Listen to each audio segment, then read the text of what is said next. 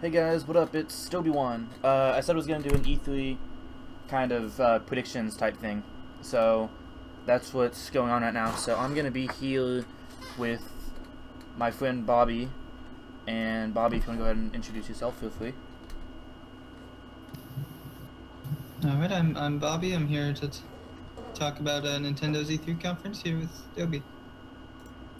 What up? So, I guess it's gonna take turns spitfiling stuff. So we already know that Odyssey, Super Mario Odyssey is gonna be shown. It says that on the E3 page for Nintendo. Do we think we're gonna get anything specific about that, like modes, or do you think it's gonna show off more of the game? Oh, definitely. We'll get, they'll show off the hub world, probably more levels, basically the basic structure of the game. I think. I See wonder. what. Sorry, go ahead. We're just gonna see what makes it Yeah. the same as Mario Sunshine and 64, which they've said is going to be similar to, and also what makes it different. So it's gonna be closer to those, not necessarily Galaxy. Yeah, according to Nintendo. Okay. What are the odds you think of a co-op mode? That would be amazing, but I don't think it's very likely. Okay. Not with 3D Mario games. It also mentions new Nintendo Switch games launching this year, and we've had the recent announcement of Pokken Tournament Deluxe, and we also know we're gonna have Splatoon in July, and Arms in a week, I think. So we could potentially see news on those. They've said Arms is gonna have DLC. Maybe we'll get new characters or new levels to kind of get us started with that train. That would be pretty great. Don't know if they'll be doing that at E3. I think it'd be a good thing, but it's just the fact that the game hasn't even released yet, and they said they're still developing this new content that's going to come for free after the game launches. Yeah, but didn't they announce some of the Splatoon stuff before the game was out, or am I imagining that for the first game? I don't think so. I think just they had a ranked mode that would get unlocked once a certain number of players reach level 10 after the game launched. Okay. Now another thing that those three games have in common is if you go to the Nintendo Versus Twitter that launched, I think yesterday or the day before, it shows that like a banner, and they're gonna have invitationals for those three games: Splatoon 2, Arms, and Pokken Tournament Deluxe. And if you kind of scroll through the Twitter, it's got the dates of when they're gonna happen. The Splatoon 2 tournament on June 13th, which is the Tuesday, and then Pokken and Arms on Wednesday. And if you look at the banner, there's also an open spot on the left, which could just be design, but it could also be a fourth game, which would lead me to believe it'd be like a Super Smash Bros. Port from the Wii U and the 3DS versions, but onto the Switch. But at the same time, now that I'm looking at it again, even though I think that makes sense, they've got specific events for the three invitationals, and I feel like it'd be out of place to have Smash Bros. There unless there was also going to be a Smash Bros. Event at E3. So I guess that's just kind of where I am right now. Could they have maybe talked to some of the players that are not already involved for a open bracket, or not in bracket, like an invitational for a Smash Bros. Port on Switch? Or is that just an open spot, or do they have something else planned? Yeah, that's the big question. I think it's possible they could have a Super Smash Brothers competition in store if they were going to announce a Smash game, and I think announcing a Smash game would be a smart move and would generate a lot of hype. See, that's the thing. If you had asked me a week ago, I would have said I don't think Smash is coming, at least not anytime soon, because they're trying to push, all of the other games, and to announce a Smash game would just blow the hype. Like, it would just kind of drown out everything else. So it would feel like if they were gonna have a port for the game, they would wait until everything else is already out, and then they can start pushing that after. But then between the banner And it's also worth noting that if you look at the attendees and everything, there's Smash people kind of put in here and there. You've got D1 and Vicky on commentary, and for the ARMS tournament, you've got Tafikins, who's one of the Melee people, and you've got Super Kells, who is one of the Smash 4 people. I think Nairo is part of the Pokken tournament. Like, there's kind of Ken's part of Pokken tournament also. Ken's like the first ever best Super Smash Bros. Melee player. So there's like kind of Smash people filtered all through that. But is that to hint at a Smash thing, or is that to hint at just kind of trying to support Smash that they're trying to push into esports as a whole? Because they also had the grudge match last year between Reggie and Hungrybox, which was never announced before. So they could easily just have a Smash thing, like show a trailer on Tuesday, and it's like, oh yeah, and there's going to be a tournament Tuesday after, or like later today after this Splatoon tournament, or tomorrow after the other tournament, so something like that.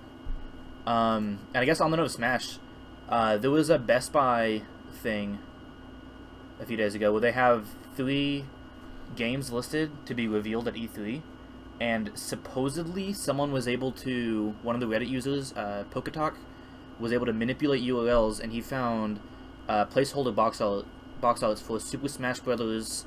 And Pikmin World, which would be Pikmin 4, I guess. Yeah, this one's really interesting to me. And that other third game would be the already leaked Mario X Rabbids. Oh yeah, and on that note, what are your thoughts on that game? From the little we know. Oh man,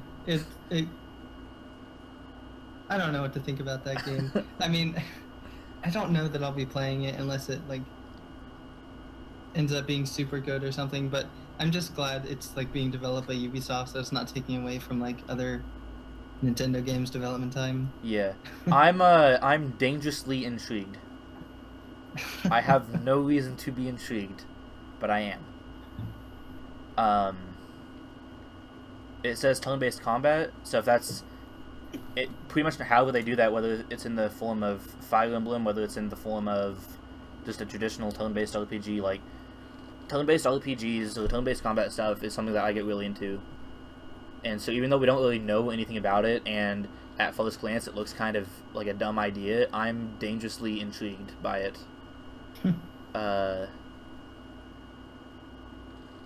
It's interesting to say the least. Yeah.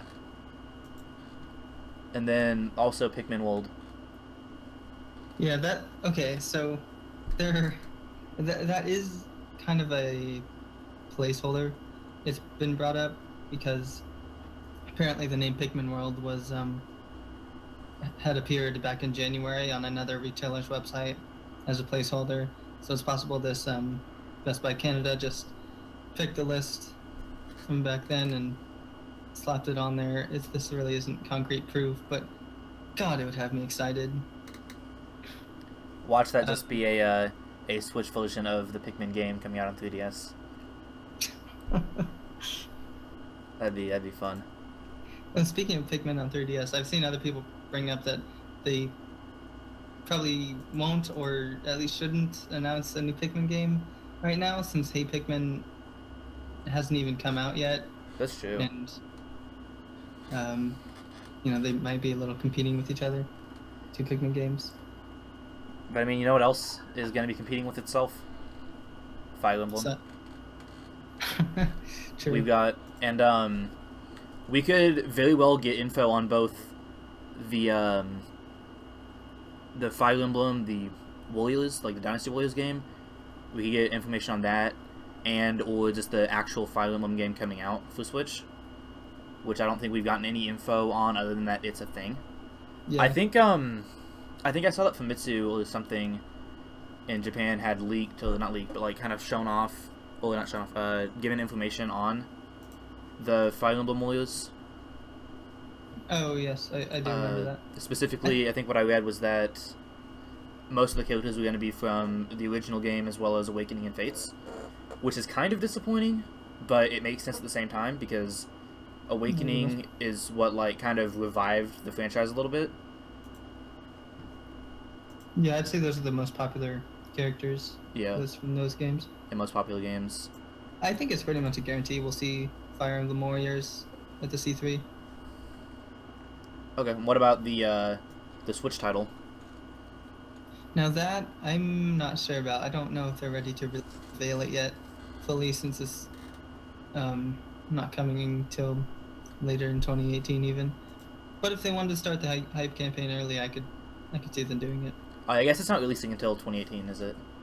Yeah. Yeah, Nintendo doesn't usually show off too much about games coming out next year. But you know what game is, at least right now, supposed to come out this year that we don't know much about is Xenoblade 2. Yes, that is overlooked a lot.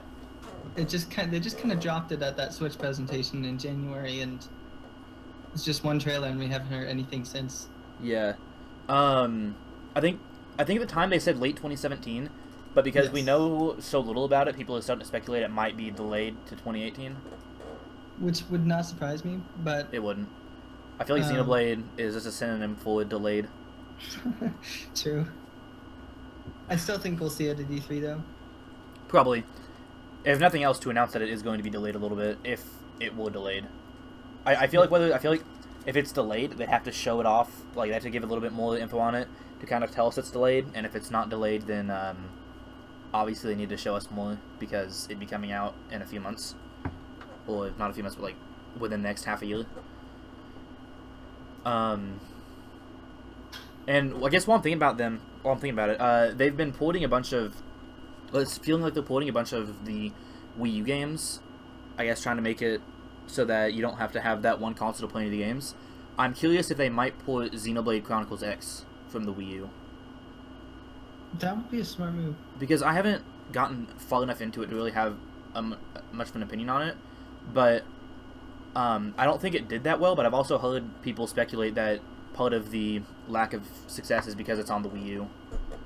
Because I've heard that it's really good. Yeah. I've gotten about halfway through it. It's an amazing game, but it seems like they're kind of treating it kind of like a side game, since they had Xenoblade Chronicles, and now they have Xenoblade Chronicles 2.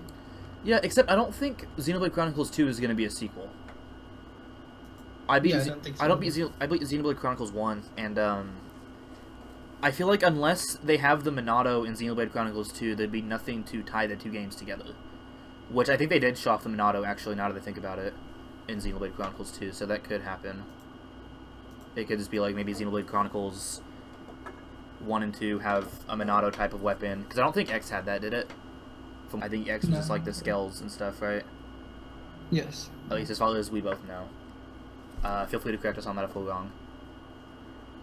I guess another kind of point I want to touch on is, was supposed to have the Zelda DLC, the first pack, drop summer 2017, and I think they've already announced what that is, but they could give a release date, maybe give like a little more info on some of the stuff, and maybe give us some info on the DLC pack 2 as well. Yeah, that's pretty realistic. Basically, just give us the full info on DLC Pack 2, as they already have done for DLC Pack 1, and also give us a release date for Pack 1 and possibly Pack 2. Yep. But the big question is, like, because Pack 2 is apparently supposed to have story DLC, how extensive will that be? Okay, please. Yeah. As someone who... probably gonna get hate for this. As someone who generally plays games for the story and all the side stuff doesn't do it for me, please let DLC Pack 2 have a like a side quest that's the flashback, like it's 100 years in the past before everything happened. How that'd be like a flashback quest. Please, that would be really so good. That'd be so good. And you're like traveling with Zelda, maybe you could have escort type objectives where you have to protect her from the enemies as they start to show up. And then obviously have that final battle that you have at the, I guess before the beginning of the game, that forces you to go to sleep because you get injured really bad. While I'm talking about DLC, I'm curious what your thoughts are on this.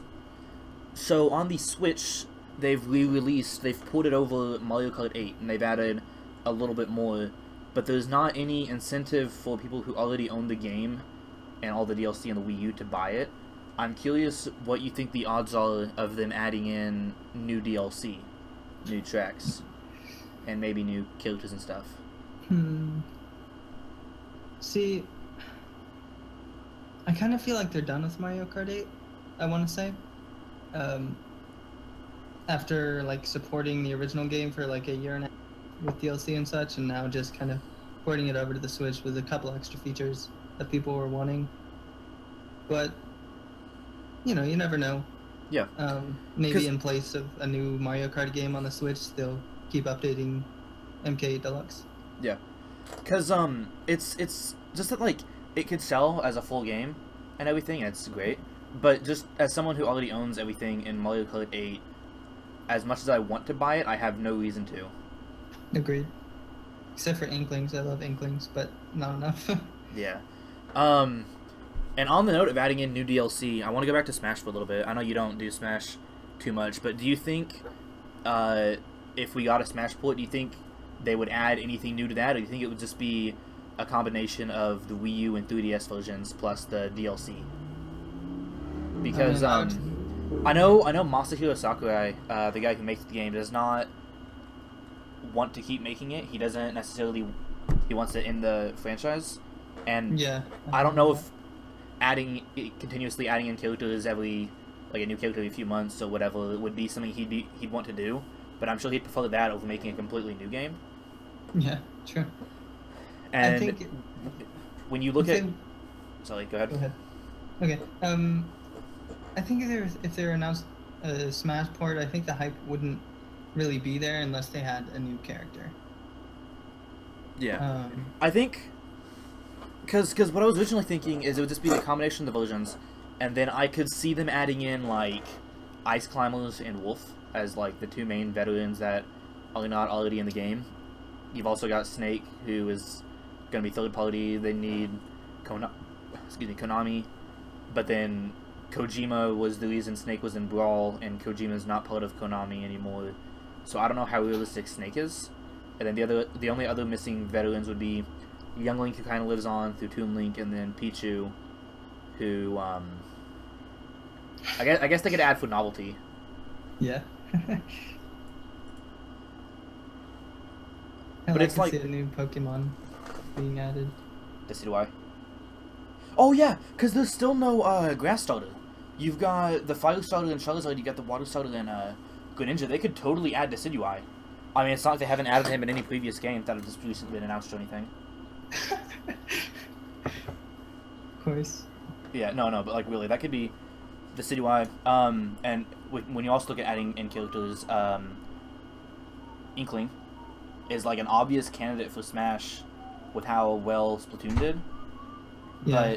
And I think, what was it, when they had the ballot, I think what the official statement was that they didn't anticipate the Inkling being as popular as they were, and I think, like, they were supposed to be one of the first choices, but they weren't realistic because they would have had to completely redesign the engine of the game in order to add them in. Holy shit.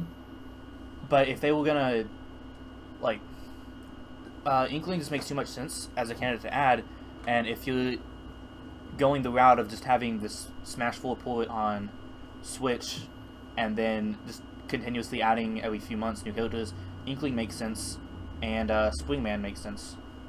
Yeah. Everyone always says like a arms rep, but no one ever says like a specific one. Isn't Springman supposed to be the main character in quotations? Yeah, pretty much. He's I can like see the box like solid. a ribbon girl like alt for him. Yeah, I mean they could give him alts like color schemes themed around all the characters. Like Shulk already has that for Xenoblade. You've got an outfit for all the other characters you can get to join your party. Ryan, Dunban, Charlotte, etc. And Lucina has that as well for Fire Emblem Awakening characters. She's got, I think it's supposed to be an alt for all of the characters that Crown can't melee, plus like one, I think, which is really funny. All the adult characters, not like the kids. Yeah, but they could pull a punch and just kind of add Helix or somebody as an arms rep. Pull a punch. What are you gonna do with me? I'm trying to think who else they could like potentially add. That I mean, honestly, it seems like they're almost out of characters. no, to me it seems like there's too many characters that they could add to make it fit. Because right now, all that stand out are the veterans that have been in past games, and then like Inkling and Olimsrep because they like those are the two big games. Yeah. So that if they went the route of adding in DLC stuff with Smash, as a competitive Smasher myself, if they wanted to add in like I think it'd be a wasted effort to not add in just alternate costumes that you could buy. Maybe have like Breath of the Wild Link, the blue tunic and everything, or that kind of thing. But then to take that a step further, if they had esports related outfits, like you've got Nairo who plays Zero Suit Samus, you could have NLG, which is his team, like a Samus skin based off of that, or you could have like Cloud9 Mario for Ally, Team Solo Mid for Zero. Like there's already fan made mods of those, so it wouldn't be hard to do. You wouldn't be making completely new characters and sell them for like $1 or $2, and then maybe use some of the money to help with events. Like it'd be a great profit for like literally everyone. Another thing I wanted to talk about real quick that I think is actually coming is back in when was this? This patent was filed in June of last year, before the Switch was like even unveiled. There was a patent for a virtual reality headset for the Nintendo Switch, and using that, you have the Switch, which is already a link between a console and a handheld. But using that, you can also have it be virtual reality and even augmented reality. So they've with that patent, if they like actually go on with that, you can they'll like be able to put their foot in pretty much every single market at once. Yeah, that'd be like everything. and also the HD rumble that the Joy-Cons have. If you had the Joy-Cons like connected to the headset and you had a second set of Joy-Cons that you held, you could feel stuff like as you move your head as well as with your hands for playing the game. And it almost feels like that's part of the intent for the HD rumble, because I don't think it's really been used for anything so far outside of like 2 or 3 mini games in 1-2 Switch. Right. Yeah. I don't think they've really used it for anything, and that'd be a really good use of it. It would. I'd love to play VR on Switch. They could easily do one of those, plug the Switch into the headset itself, like those mobile VR things they have. Yeah, and imagine playing Breath of the Wild on a virtual reality headset, or like something of that sort.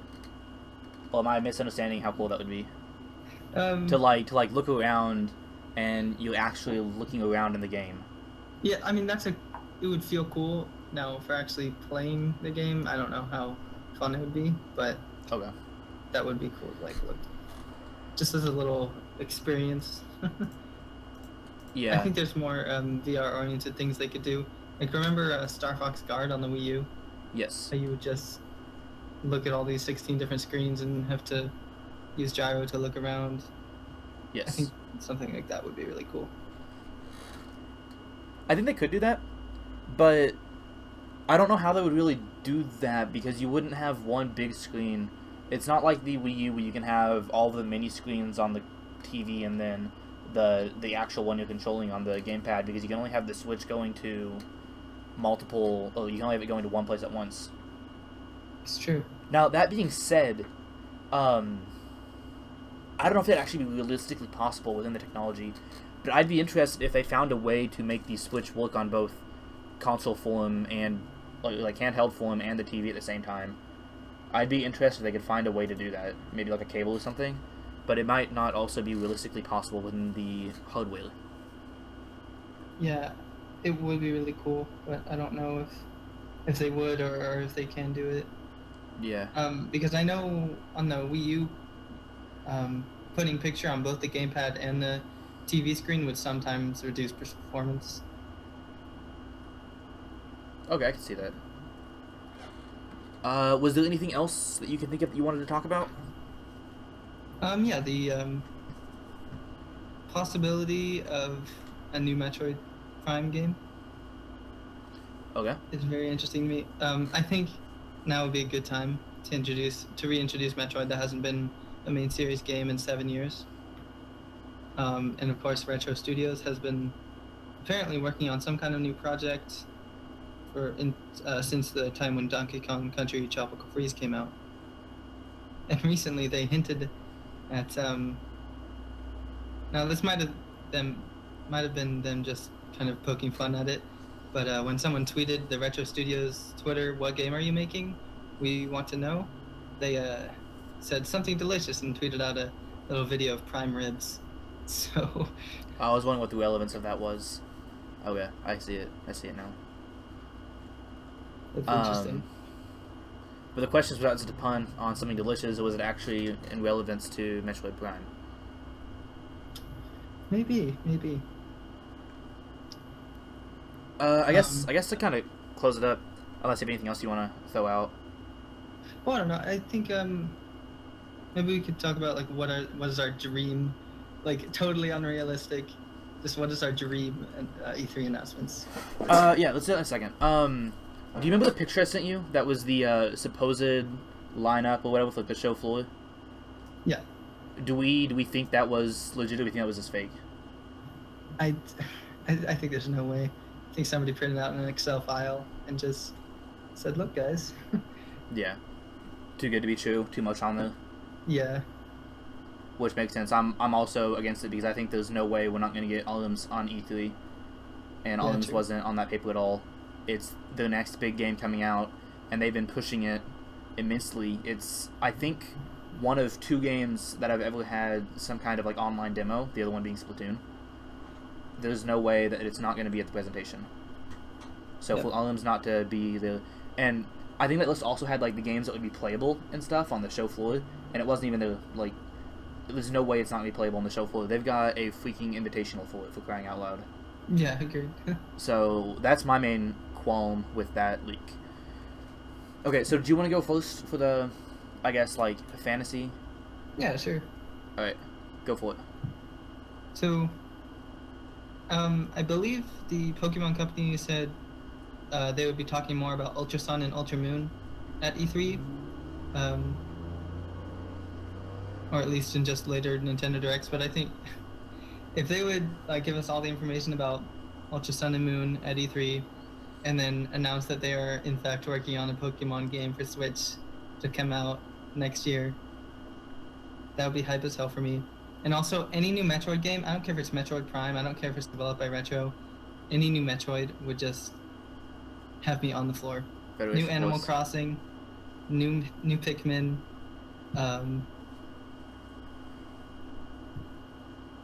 and what else would just maybe like GameCube on the Virtual Console would be pretty great. Well, they've got to give us Virtual Console first. Yeah.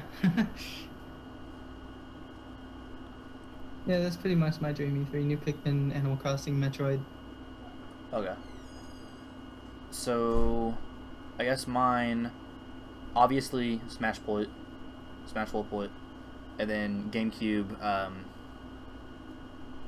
Virtual Console, just because, like, then I can play Melee and everything. And also, I think GameCube Virtual Console, maybe not E3, but it's obviously coming soon, because they released the full-on adapter for Super Smash Bros. For Wii U, like, 2 years ago, and that's the only game to use it.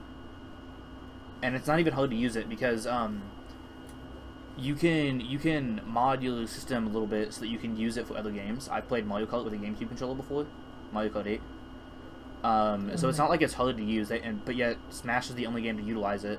So I feel like for them to have made a full-on adapter for just one single game doesn't make a whole lot of sense, even though, like, that's obviously what the competitive Smash community would want, because they want to play Smash on the GameCube controller.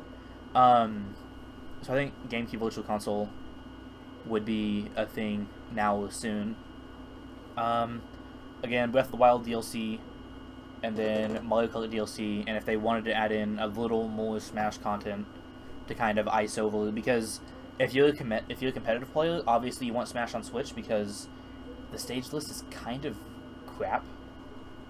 Like, to be honest, we're in a form of like, we've got 6 stages that we willingly play on. We've got 2 of them tied together because they're similar, and we've got one of them that half the community at least wants to ban because it's really janky. Conversely, on the 3DS, there is at least 2 stages that would be legalized without a doubt. Furthermore, if they added in a button that lets you freeze stages, so like Pokemon Stadium would not transform, then all of a sudden, like half the stages can be played on, and you can suddenly, now it's not the issue of not enough stages, it's the issue of too many stages.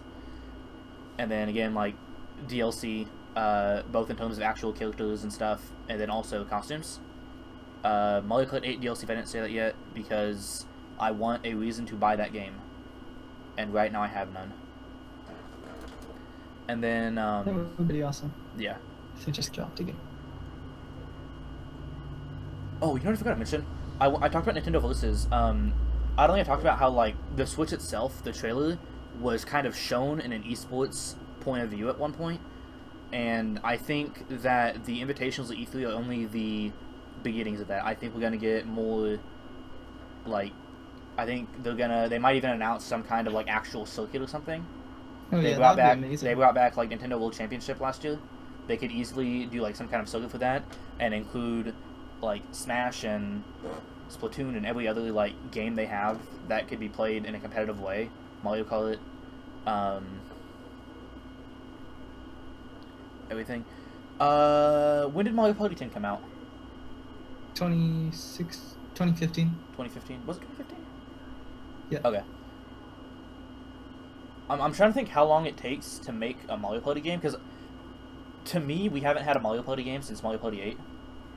And I would like to see another, like, Mario Party game that has you move individually and without it being a race to the finish like the 3DS one was. Agreed. I think they should definitely make good Mario Party games again, and good, like, Paper Mario games again. Color Splash wasn't that bad, was it? Like, not up to standard, but I thought for the most part Color Splash was aight. I mean, it was a good game. Nintendo makes good games, but a lot of people were disappointed because It's still not. it just didn't have the story that we expect from, like, Thousand Year Door. And I feel like I've already gone on longer than I wanted to with this. Fire Emblem Switch, the full-on game, Warriors 2, but the full-on game, Xenoblade 2, and then I'm a YOLO a little bit. You ready for this one? yeah. Kirby Air Ride 2. God. Did you know it was coming? Great. Do you know? Because I know we've talked about that one before. So I guess that's kind of my extensive list of what I'd like to see. Obviously, I don't expect that entire thing to be put in, 27 minutes when we already know they're going to be covering Odyssey and Arms and Splatoon. I think it's going to be about an hour long, but yeah. No, because it was originally an hour long, but now it's 30 minutes at most. I think I've also heard like 27 minutes, but I've heard that it was 30 minutes. For sure. Well done. When does the presentation start? 9 a.m. Pacific time, so 11 a.m. here. And then the Treehouse starts at 11:30. So, yeah, so it's 30 minutes at most, counting from the moment the presentation starts to when the Treehouse starts. Yeah, 30 minutes at most. Oh, okay. Alright, well that's, yeah, so that's it. Do you have any Twitter or anything you want people to follow you on? No. I don't got no social media presence. Alright. But that was a... Alright, Yeah, so... good predictions. Yeah. Alright, so for anyone who tuned in, thanks for tuning in. I've got my Twitter and stuff already on the video, so just be sure to follow me there. And also subscribe for more stuff. I'm going to try to do this a little more often, and we're probably going to try to do some kind of afterthoughts or post-review in a few days, or in a week, or whenever we've got time after the presentation to give our, like, afterthoughts on everything. So be sure to Sounds good. tune in for that. Later, guys.